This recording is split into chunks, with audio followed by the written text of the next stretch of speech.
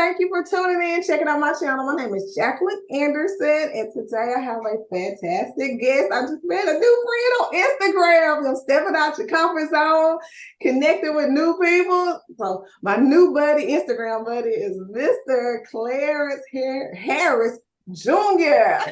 So we got some lineage there to talk about too. He carrying on a family name, but he's a fellow CPA.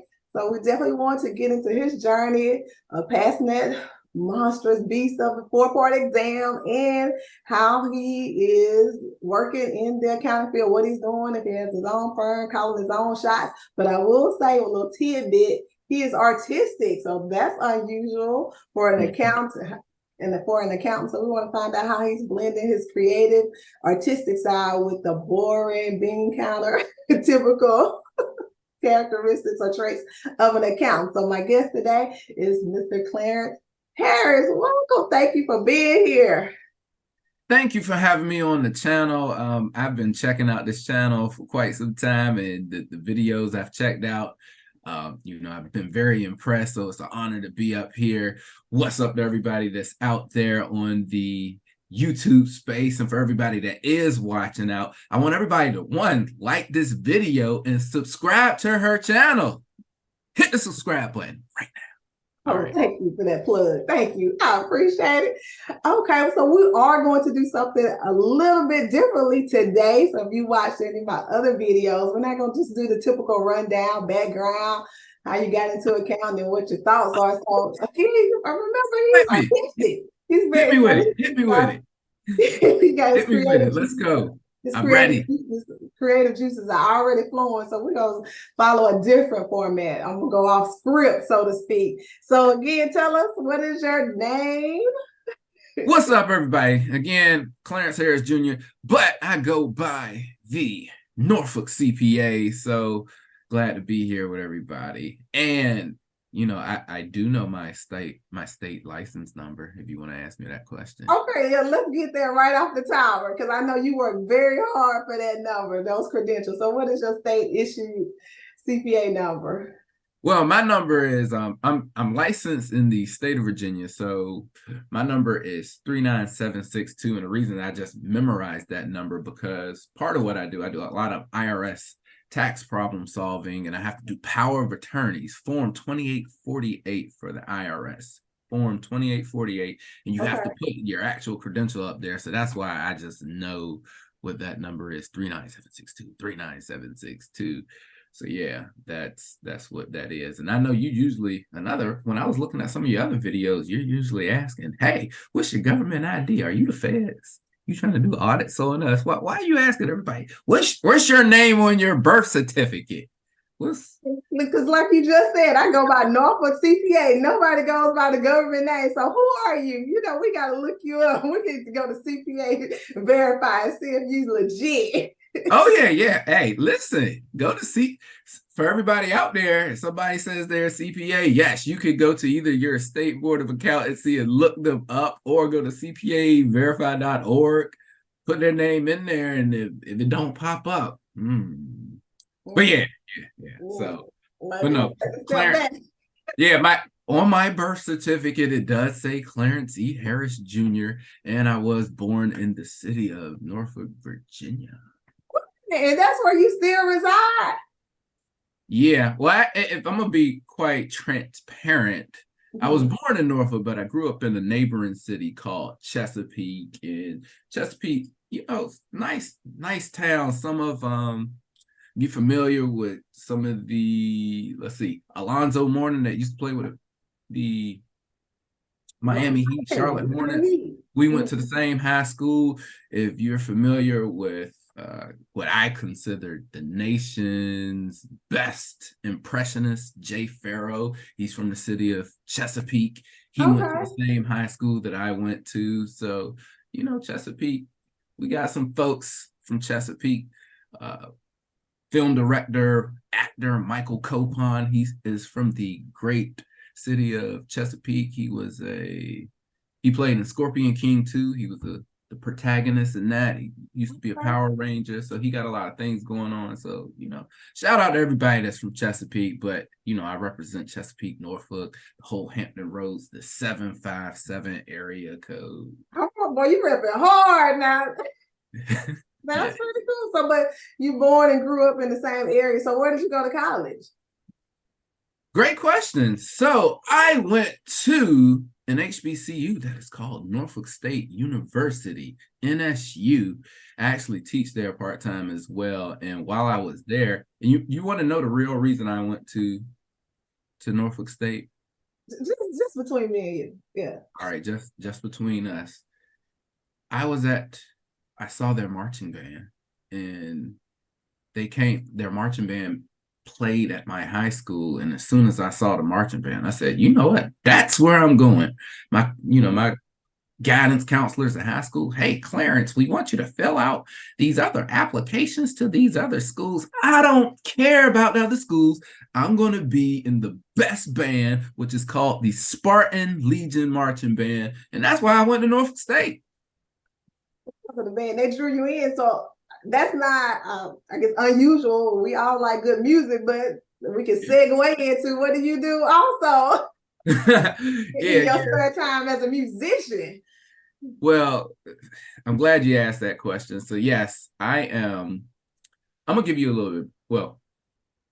little bit of background and how I'm going to frame the answer to this question. My interests do lie in music. I'm very passionate about music. I've been a musician for quite some time, and I'm skilled in the art of music production. I can go in the studio, produce a lot of tracks. I can play various instruments, saxophone, trumpet, French horn, a little bit of clarinet, baritone horn.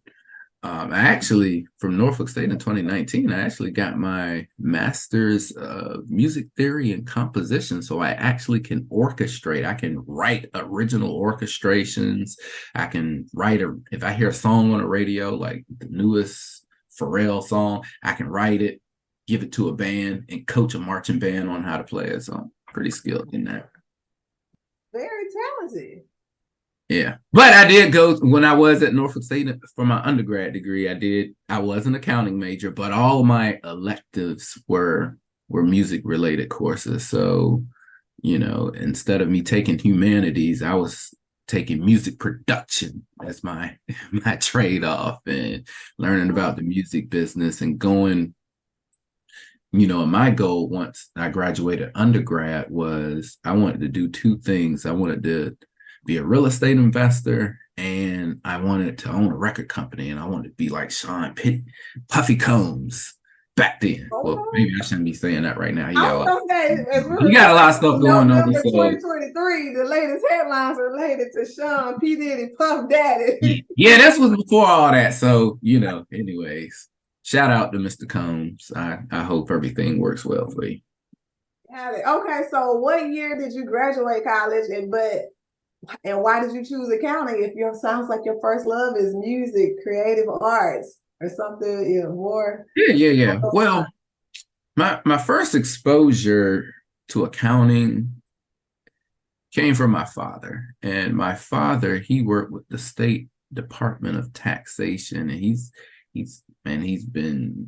worked there for over 30 years. And so when I was young, maybe 12, 11, what he would have me do is he would have me working on these spreadsheets for his business owner friends, helping out with the bookkeeping. So I was exposed to part of accounting from a very young age. And going into college, my choices were, am I going to be a music major? Am I going to be a business major? And I said, you know what? I know music. I'm going to do music regardless. So I'm going to go to school for business, and accounting is what it was. And while I was at Norfolk State, I had a professor. His name is Dr. Burnett. He highly energetic professor, and he used to walk around with this box. But the one thing he always implored to us, Clarence, you have to get your CPA.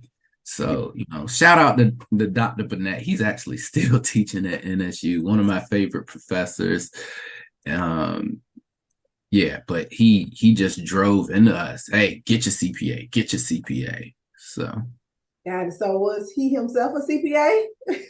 he was a CPA. Yeah, he was a CPA, and he drove getting your CPA. And then after I actually graduated undergrad in 3.5 years, and then I immediately went to another institution in the great city of Norfolk, I Virginia. see, boy. You got Yeah. tired of it, Norfolk, boy. You ain't getting out of there.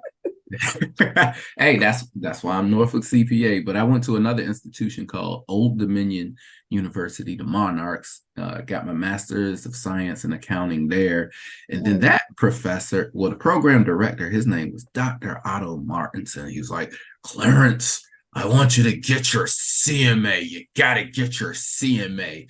For the folks who may not know what a CMA is, that is a certified management accountant. That's issued by the Institute of Management Accountants. And so I spent 3 years. I took a lot of extra tax courses because I was trying to get a master's in tax at the same time while I was getting my MSA. But then they shut the whole master's of tax program down. So, but anyways, I got my master's accounting in 2003. Then I spent a whole year studying for the CMA, and at the time the Institute of Management Accountants also had a designation called the CFM, Certified Financial Manager. So I spent the year taking both of those exams, and I got different certifications I picked up in my career, if you will. And I gotta say, those are probably the most rigorous certifications that I did. And I don't know if it's because it truly was the most rigorous, or the other thing could be because I went through those first. It made all these subsequent designations easier for me to obtain because I knew my study rhythm, and I just was way more experienced on how to take these exams. So help me with the timeline. Where does the CPA exam come in between those two? The CFL, CMA. What? Yeah. So I got issued my CPA in 2012. However, I actually sat back in the day. I sat for the very last paper exam where you had to take all 4 parts over a 2-day period, and then to retain the credit, you had to at least pass 2. I remember passing. The sections were a little bit different. There was a business law section. I remember doing very well on that. I did pretty good on the tax session, but I didn't get to do past 2 of them, even though I came close. I may have had like a 73 or something. So then again, I took a year, studied for the CMA, and then I immediately went to study. And this is 2004's time. I went to start studying for CPA. I passed BEC. That was pretty easy to pass because, to me, business environment and concepts, one of the CPA exam parts. It was like a watered down version of the CMA. Maybe I shouldn't say a watered down version. Everything I've already learned in the CMA and the CFM was already tested on BEC. So I really didn't have to study for that because I already knew it. And then then the next test I went to take was regulation. But at this point, we're talking about a year and a half in of intense focused studying, and I was burnt out, so I didn't finish back then. And so This early 2000s. Yeah, this is around 04, 05 time frame. Then I kind of got burnt out. I started working in corporate America in 2001, and I spent 10 years in corporate America, but I really got tired of corporate America. Corporate America is not a system of success for a person like me with how I think. I think I started reading books like Think and Grow Rich and Rich Dad, Poor Dad, and my mind got warped. Like, man, I don't want to be here. I need to start my own thing. And so when I knew like I just couldn't stand being in corporate America anymore, and I was talking to my other partner, a great friend of mine, Dr. Janice Rogers, CPA. I'm gonna introduce y'all to, so you can you can get her on the channel. I'm a vouch for you, like, yo, Janice, Dr. Janice, you gotta You got Come to check this on. young lady out. But anyways, I was, Shine a spotlight on what she's doing. oh yeah. And so I was talking to her and she was like, yeah, I'm thinking about getting out of corporate America too. And I'm like, yo, I'm definitely getting out. Yo, you ready to go do our thing? Because we have been talking about that for quite some time, starting our own firm together. And so when I knew that I had to get out of corporate America, I said, let me get back and study the CPA and knock this thing out. And at that point, because I had the confidence of passing the CMA and the CFM, and I've passed CPA parts before, I knew if I lock in, if I get that Kobe Bryant Mamba mentality, Laser focus. laser focus. Listen, there are a lot of folks. How do you pass the CPA? Folks, you know how you pass the CPA? Drum roll. Drum. You do the Kobe Bryant Mamba mentality. That's how you do it. What does that mean for those who may not follow basketball or know how much So how old then Kobe Bryant was in his prime? Oh yeah. So just for folks who may not know, Kobe Bryant is one of the greatest basketball players of all time. He passed away recently, so shout out to the late great Kobe Bryant. But he is known to the world for having laser sharp focus and a philosophy of continuous improvement, outworking the competition, being locked in. And this focus is called the Mamba mentality. This focus isn't just attributable to people that play basketball. You can be in all sorts of facets of any type of career and industry. You can use Kobe Bryant's approach to Mamba mentality to move forward.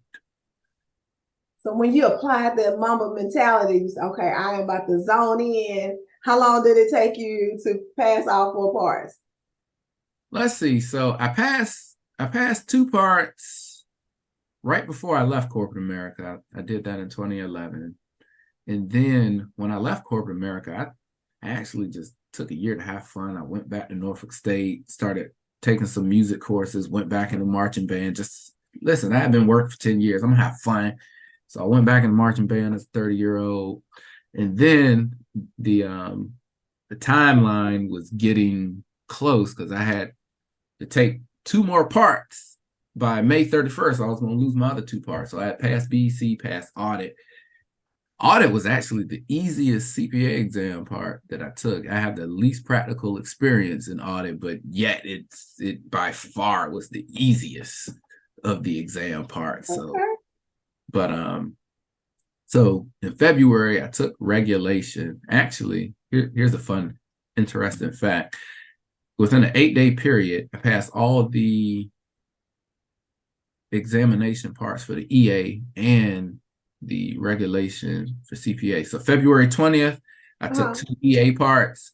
February 28th, I took the last EA part, and I took the regulation part of the CPA exam. So for everybody that's all the students, aspiring folks, if you're interested in tax, get your enrolled agent designation, get your CPA designation, study for both of them at the same time, be dual certified, drop it like that.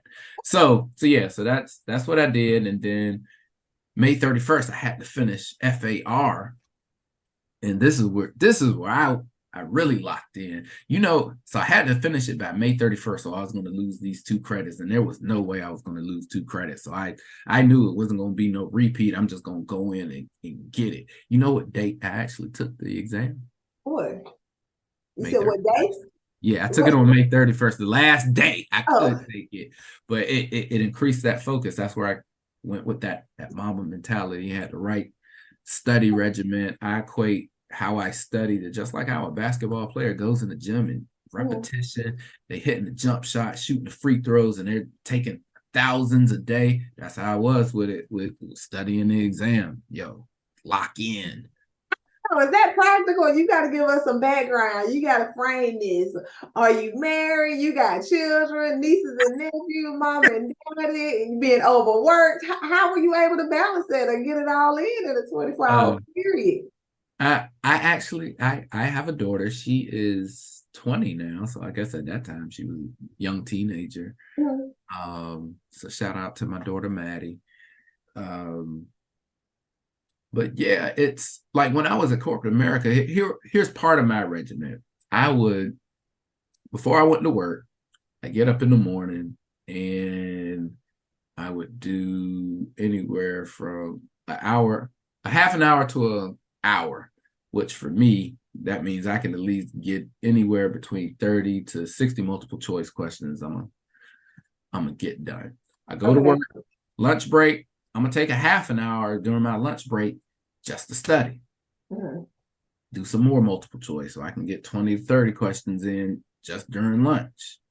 I go home before I go to bed. I'm gonna put in another 90 minutes to 2 hours. So I can probably get another 80 to 100 questions. And anytime I'm going into an exam, of course, I'm doing the reading. I do a lot of flashcards back then, but the core for me was, getting them practice questions in. So I like to go into any type of exam with at least 1,500 to 2,000 questions answered while also reviewing the ones that I missed. So did you have any retakes? I did. The last one, I know that obviously not the last one, but early on, did you have a retake? Yeah. I've had some retakes in my day. So let's start with the CMA. CMA, pass CMA part 1, pass that flying colors. CMA part 2, pass that with flying colors. CMA part 3, pass that with flying colors. The fourth part of the CMA, I think I had to actually take that twice. And I had to take maybe 3 times. I may have took that one 3 times. And then the CFM, I took that one twice. Man, I the first time I took it, I was like right there. I ran out of time, but I'm like, man, I know this. I'm locking in. So yeah, so between the CMA and the CFM, so I passed 5. I think I was 5 for 8. It's a shooting percentage. 5 for 8. More than half, over 50%. Okay. Yeah. So, and then as it relates to the CPA, I don't count the first time I did it when it was a paper exam. So I'm counting more in the new era. I had to, after I passed the CMA, I didn't pass regulation. And I think that was part of me being burnt out. And that's when it was years before I got back to it. But once I got back in the new era, I was just knocking them things out because I had the why in my mind. Like, why do I need this? Why do I want to get out of it? Some people struggle with trying to find something to motivate them or the purpose and identifying that why. So tell us, what was your why? My why, because I didn't want to be in corporate America. But what you saying that would be the whole point of becoming a CPA so you can be in corporate America? Help me. No. The CPA, at that time, the CPA represented freedom and opportunity to me. Okay. So I can go be my own boss, business owner. Yeah. Go, become an entrepreneur. And I knew I needed that stamp. So that drove me. Let me get my CPA so I can get up out of this corporate world that, corporate America was crazy for me. And I know some people excel in it. And based on what I know now, if I had to go back to corporate America, yes, I think I would excel very well. But back then, I'm young and I'm like a rebel. Like, I don't want to conform and get me out of here. And the thing was, I felt I was more educated, thought I was more intelligent, but for some reason, I didn't get to advance like Monty did. I don't know why. So you have to, chart your own path. Yeah, absolutely. But I find that we as Black CPAs often have to do that. So I don't know, are we hitting some ceilings or just outright roadblocks in corporate America? So in a sense, we're forced to have to step out on our own? Well, I definitely, here's what I do believe. If you get that CPA, that's going to tear down a lot of the blocks that are in you. And And then another concept comes to mind, and it reminds me of, I used to like the show Scandal with Olivia Pope and Eli Pope of B613. And one thing, Eli, are you familiar with the show Scandal? Never watched it. I mean, I know who Kerry Washington is. I know Okay. all the hoopla back in the day, and everybody Okay. was watching it and all the scandal, but I didn't follow the storyline. Okay. All Well, the her characters. father in the show, he was just like this mega strategist that Mhm. controlled everything behind the scene. And Okay. he would say, Olivia, what is the one thing that I told you? And, and essentially, she was like, you have to work 4 times as hard to get half as much. So they explored that on that show as well. Oh yeah. Yeah, he drove that into her. And so they were both some bad characters in that show. Right. So where are we going with that? How that drove you? Yeah. Well, You had to the why overachieve. of You what had to drove overachieve. me, and how do you break ceilings, and part of breaking ceilings is, of course, get the education, get the credentials that make you stand apart, but sometimes you're going to have to lock in, and you might have to do 4 times as much just to see. Got it. Okay, I know where I was going. It seems like it lined up. Sometimes we have to overachieve. We have to go over and beyond to get the recognition or the compensation of someone else in the workplace. And that can be very frustrating. Mm-hmm. It is what it is. It's the cards that you dealt. So either, hey, you're gonna rise above it, rise to the occasion, or you're gonna play victim. I'm a victim. Why is it like this? Okay. So it sounds like you said that drove you to becoming a CPA where you could just step out and do your own thing. So how soon after that did you decide, okay, I'm going to go the entrepreneur route? Well, that was always in my heart even when I was in corporate America. And I think that was the struggle. It's like, I'm in this system that I don't want to be in. And I know, and there was days I was like, why don't y'all just fire me? Like, listen, look, any students out, don't take my mindset. Don't take my mindset. I'm not advising you to do the typical that I have done. Not the typical account. Yeah. So and so how long ago was that? So, and then too, just to frame it, because I know sometimes, especially I will say our struggles in the Black community, it's a lot of stop and start. There are some struggles in the personal lives that throw us off track. But we started our lives and we have obligations and people are relying on us. So we still do have to go to work. We still have to go in and deal with people in the workplace. So how did you manage that? And what point, and like what was your age range at that point? Just right. When I left, I was in my about 30 years old when I left. So I started corporate America fresh out of 3 months out of my undergrad. And again, I graduated undergrad early.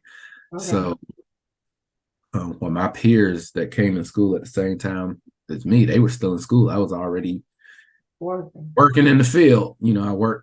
I started off as staff accountant working in an international shipping firm. If you ever seen the movie Captain Phillips about the Somali pirates that hijacked the U.S. flagship, I worked for that company that owned that vessel. I actually did accounting for that vessel called the Maersk, Alabama, during my tenure at Maersk. And what was the other part of the question you asked? I was saying, how did you balance that? How did you continue on throughout? And I was trying to get an age, what your age range was around that time. Yeah. So I left corporate America around 30. I spent about a year, I went back to school because one of the things I always wanted to do, I always said, hey, when I finish business and career, I'm going to retire and then I'm just going to go be a band teacher somewhere. So I went back to start working on an undergrad music degree. And then after one semester, they say, you're pretty advanced with it. You can start working on your master's in music. So that's what I did. And then after that year, I said, okay, I've had fun. It's time to lock back in. And so in 2012, we started our CPA firm, really went active that following tax season in 2013. And I've been working as an independent CPA since. Since then. Oh, Yeah. well, that's pretty cool that you had the confidence to step out there. Or is that one you refer to? I think I can't remember her name, but your doctor, someone, and your mentor. Would you consider her your mentor? Someone who was able to advise you and give you some direction when you decided to do that? Well, I think, excuse me. I think, well, definitely Dr. Janice, she has similar mentality that I have, even though there's some slight different approaches to how we do things. And, we went to high school together, so we only like a year apart. Okay. But I think a lot of my influences for being an entrepreneur just has to come from the different books that I've read. It has to come from other influences, just like even me being a CPA. There are CPAs that I follow now that I think are pretty dope. Like one of my favorite CPAs is Mark Kohler. He's a CPA and an attorney. Shout out to Mark Kohler. I like the Rise Man. He teaches folks how to do tax resolution. There's a guy, I picked up his book years ago, Salim Omar, CPA marketing genius. He shows CPAs how to market and get their business running off the ground. So shout out to Salim Omar, CPA. All y'all need to come on my channel too.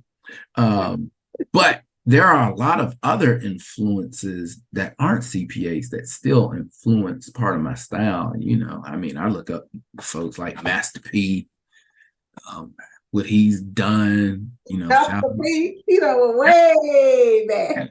Yeah, Master P. I look at folks like 50 Cent, Mr. Jackson. I look at him, what he's doing from an entrepreneurial perspective. Folks from my hometown who've done substantial things like the Neptunes, Pharrell Williams. I'm looking at them. And so even though none of them are accountants, but it still helps to influence my style. Even hip hop played a critical role in influencing how I go about things related to being a CPA and how I roll out my business. Like in the era that I grew up in hip hop, you got a lot of respect and credibility for being different. For example, the Lox didn't sound like Outkast, who didn't sound like the Dog Pound, who didn't sound like Wu-Tang, who didn't sound like Bone Thugs and Harmony, who didn't sound like 8Ball and MJG, et cetera, et cetera. So everybody was different. They had a different, unique sound, kind of a little bit different than a day where a lot of folks sound the same. But back then, you got respect for being different. I kind of look at it the same way being a CPA. I don't want to feel and I don't want to do the same playbook as other CPAs. So I got to be unique. I got to be myself. And it's okay. Everybody is different. Come with your own swag, your own individuality on how to get things going on. And so, my style as a CPA is, hey, you know what? As much as I am an accountant, there's a book called Outliers by Malcolm Gladwell, I think, if I'm saying it right. Outliers. Everybody go check that book out. But he talks about what it takes to be an expert in your field, and it takes 10,000 hours of experience to get to the level of expertise. And the reality is, as it relates to accounting, yes, I have over 10,000 hours, but as it relates to music, even though people don't really know me a lot for the music, but trust me, I have way over 10,000 hours. I was doing production when I was a teenager. That's when I started. You got a lifetime already.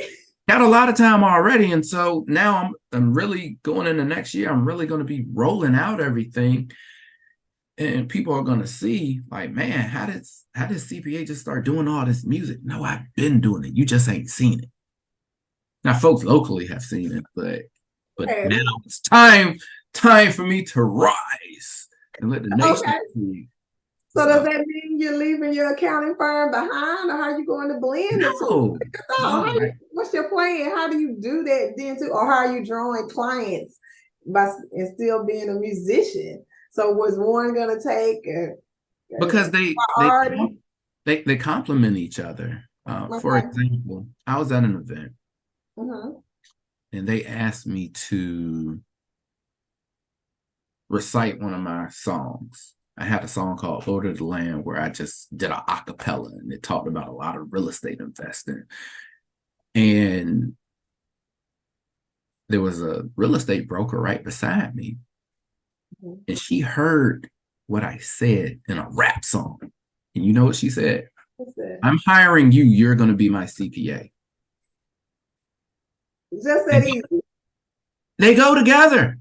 Just like, okay, I haven't shared this with you, but for years I've been asked to be, speak at events about accounting, business, entrepreneurship, things like that. And then I started to integrate doing my music. So all of my music follows the hip hop format, and all of my songs deal with business, entrepreneurship.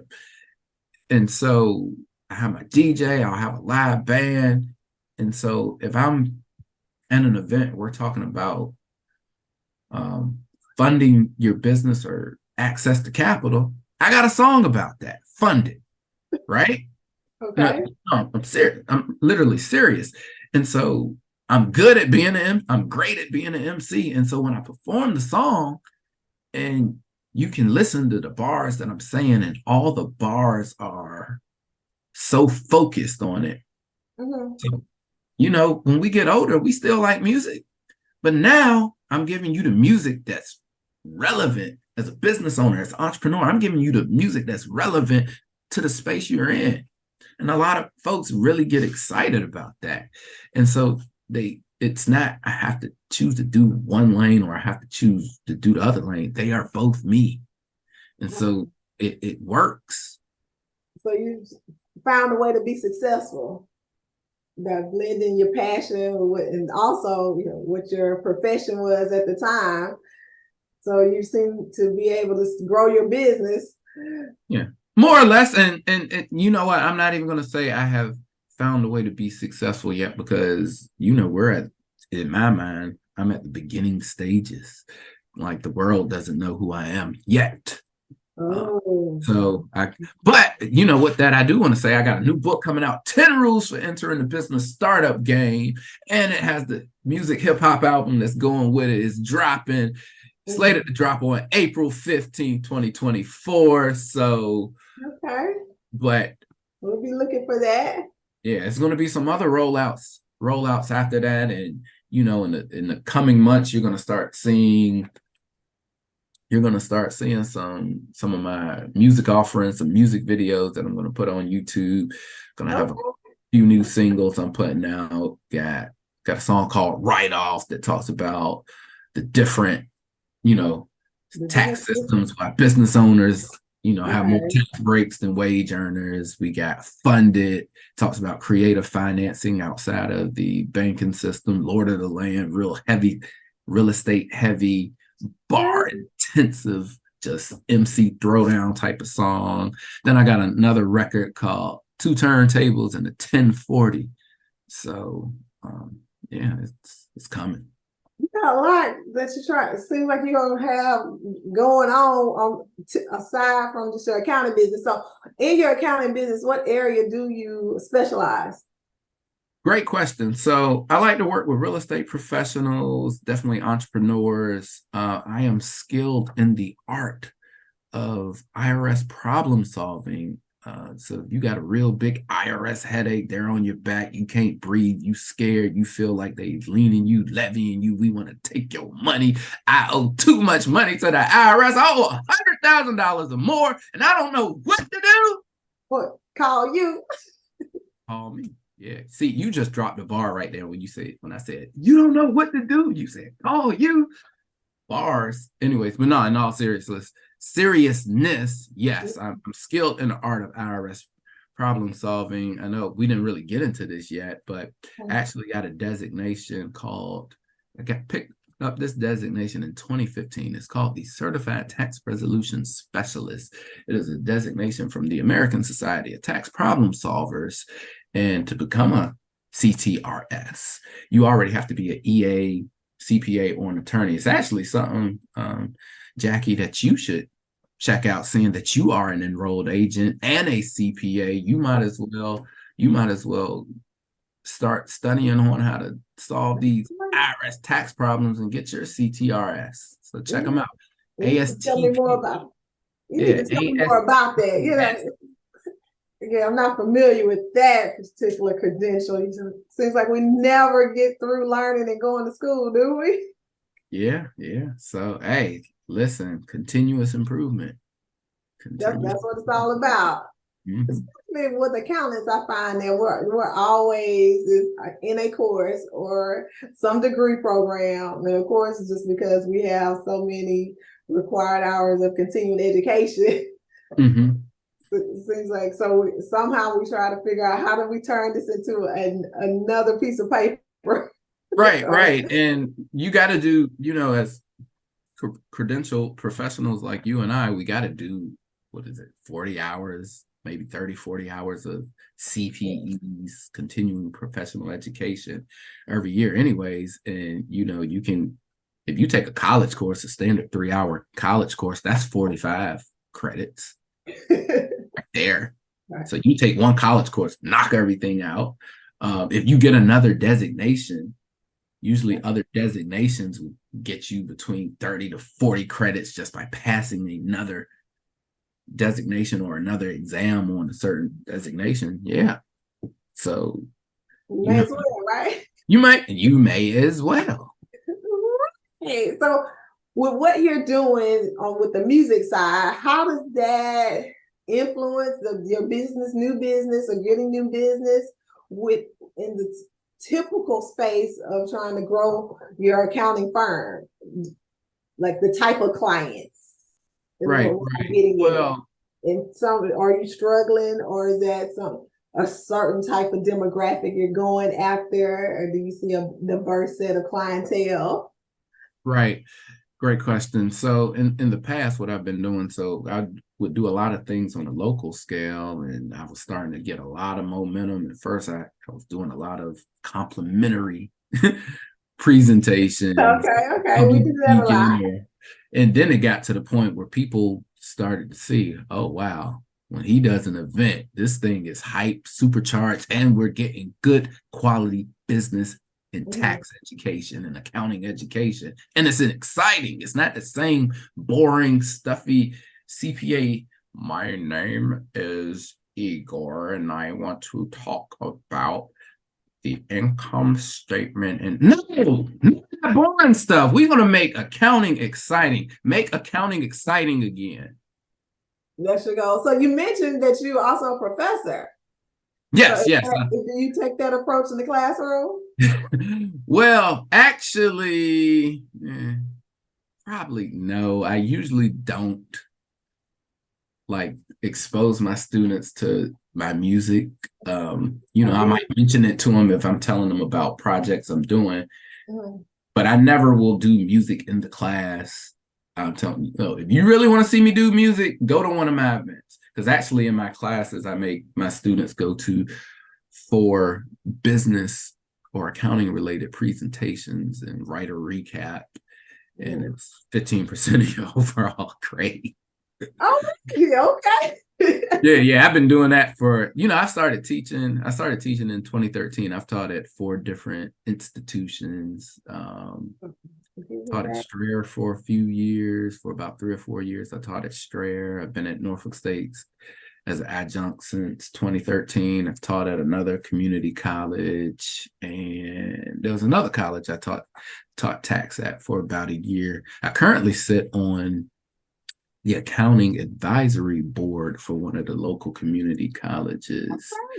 in my town. Shout out to, they don't endorse and sponsor anything that I say on this channel. Anything I say is strictly the opinion of Norfolk CPA and doesn't constitute anybody else that I might work.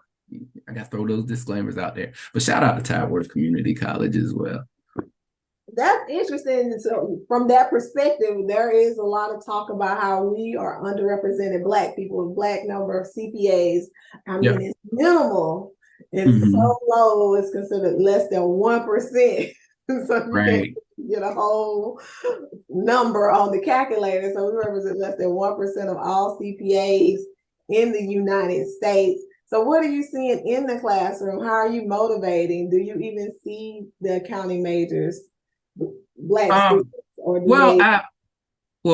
I mean, I see all Black students because I'm at a HBCU, but there is, the enrollment of accounting majors is down, and there's a lot of things we can tie to that. Let me go back to a couple other points that you. Okay. And I'm gonna jump right back to that, so because I don't want to lose my train of thought. So I typically don't talk about the music in the classroom. A couple of times I have, Professor, please let us hear something, and so I might recite a verse. Oh man, Professor, you really do got bars. Like, yo, let us be a street team. Like, you know, originally when we'll go back into that later. So and sometimes you got so much, man, of many talents here. Yeah. You know what? I don't like that. I don't like that when they say many. No, I don't do a lot of things. I do taxes, music, real estate. That's what I do. Taxes, music, real estate. That's not that many things. Accounting, music, real estate. So, you know, and I try to find a way to just make them all work, synergize. Right. So it doesn't seem like I'm doing a lot of things. Like if I'm doing music and I'm talking about accounting, I'm technically doing accounting. So, you know, when I say, when it comes to taxes, I barely want to pay a dime. I get assets, write them off with a 179. I don't evade taxes. I just make sure I avoid, because I got to have my bank like 50 Cent got Lloyd. Anyways, snippet from the song right off. But even just taking that for example, you know, it has the bars in it, but it has the content. When I come to taxes, I barely want to pay a dime. I get assets, write them off with a 179. Code section 179 allows us to, instead of having to depreciate it over the whole full entirety of the useful life, it provides a way that we can write it off in 1 year. I don't evade taxes. I make sure I avoid, because I gotta have my bank like 50 Cent got Lloyd. And so when I say that, tax evasion will put you in jail. Tax avoidance is looking at the IRS tax code, taking advantage of everything that they give you and being smart and intelligent. We can avoid taxes, just don't evade. So that's when I say, I don't evade, I make sure I avoid, because I got to have my bank like 50 Cent got Lloyd. I'm the real estate holder, hustler, and a flipper. Active moving the bricks, cash flow getting bigger, over 750 hours a year. I do this. Depreciation shielding my profits on blue chips. Pull money with cash refis. For new flips, I pull the money, it ain't tax. That's cool. So, but you can listen to the lines, and I can actually just do a course just on the lines that I'm saying. Over 750 hours a year, I do this. Why is that relevant? Because typically, if you're doing real estate activities, you can take up to $25,000 of passive losses against your other income, provided you're not at that income threshold where they started to phase it out and then you got to bank it for another year. But if you are a real estate professional, there is no limit. So you can have all these paper losses and you're a real estate professional. There is no limit. How do you become a real estate professional? There's certain criteria that the IRS sets out. Part of that is you're doing over 750 hours a year. So that's why I say it in the song. So I'm not just rapping just for the sake of rapping. I'm giving y'all the game. in the music. I got like 3 albums. I have 3 albums of this stuff just stashed. So I'm ready to go. Like say you've April been 15, 10 Rules for Entering the Business Startup Game, book and album. I want everybody to check it out. Follow me on IG at Norfolk CPA, YouTube channel at Norfolk CPA. Make sure to subscribe to not only the channel here, subscribe to my channel at Norfolk CPA. You got it going on. So it sounds like you've been in the lab, as they say. You just been putting it away. You got it. You ready Yes. You got unreleased music you sitting on. Yeah, I've definitely been in the lab a long years in my life. And so, yeah, it's time for the phoenix to rise. Well, it seems like students or younger people would be interested or drawn to that. So are you influencing them just as the professor did when you were in college, saying you got to become a CPA, or and talking to them about why choosing to become a CPA would be to their advantage or a fantastic career path? Yeah, I definitely have those conversations, and going back to just the dwindling numbers in our profession, and some folks, some folks I've heard folks attribute it to, well, there's other majors people are interested in, or I've heard, it's 150 credit hours. That's a barrier that prevents. And I'm not saying that, having an extra year of school doesn't play a factor in folks not wanting to, either be the accounting major or go get their CPA. But what I think, and I've heard a lot of different opinions on this from academics and other scholars, and and sometimes it's just this nonchalant approach to where, it is what it is. I don't agree with that. I've sat in meetings where, or I've heard discussions where folks are trying to come up with initiatives to increase accounting enrollment, and everybody wants to have this same old approach. It's like insanity, doing the same thing over and over, and it produces the same result. Like, we got to get innovative. And how do we get the younger generation interested? And part of getting the younger folks interested is they have to appeal. They got to appeal to you. It has to be something about you that appeals to them. And so what I think what happens with some of the folks in our profession, they went through their journey. They grow in stature, experience, their articulation is more versed, more polished. And so when they come to speak to a young student or the young generation, it's a disconnect. The young generation can't connect with you. And how can you come down to their level? Because at the end of the day, here's the thing. There are professors at different, whether it's community colleges, there's professors at, the four-year institutions, and we're seeing low accounting enrollment, and you just have this mindset of, well, it is what it is. The kids aren't interested. No! You gotta, these students are your potential clients. How do you capture your clients? Go out, you got to market, you got to go out there, you got to appeal to them. You got to take the mindset of an entrepreneur. You got to take an entrepreneurial mindset on how to get these students and come to their level. I've done presentations at different high schools, and I've been amazed by the response that the students will give to me, especially when I start interjecting stuff like the music. Of course. It baffled me, because when I came up with the concept, I'm going to interject my music, that was not my target audience.